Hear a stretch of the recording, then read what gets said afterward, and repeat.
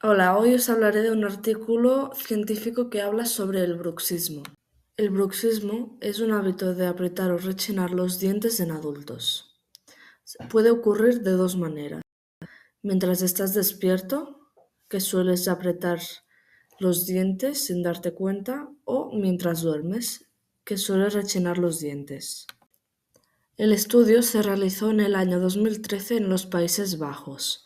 Crearon un estudio epidemiológico con adultos de 25 a 75 años.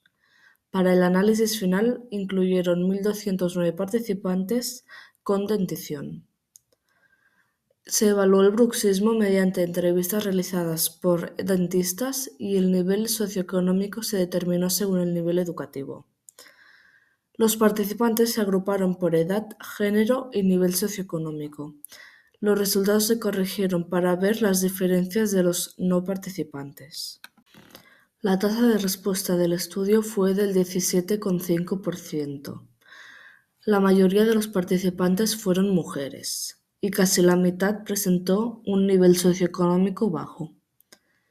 El bruxismo fue más frecuente en grupos de menor edad, especialmente entre 25 y 44 años. El bruxismo del sueño presentó una mayor prevalencia que el bruxismo despierto.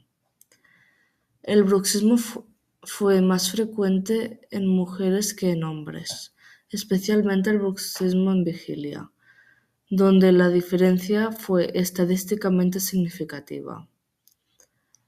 Fue más frecuente en participantes con nivel socioeconómico alto que con nivel socioeconómico bajo. El estudio refuerza que el bruxismo de vigilia y el del sueño son conductas distintas y deben evaluarse por separado. Ante la falta de consenso y las dificultades diagnósticas, el estudio se centró en el bruxismo para ampliar los datos de prevalencia.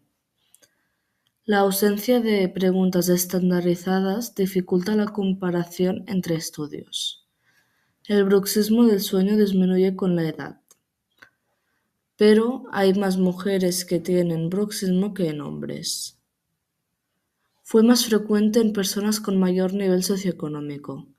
La muestra final de 1.209 participantes fue representativa de la población adulta neerlandesa, lo que constituye una fortaleza de estudio.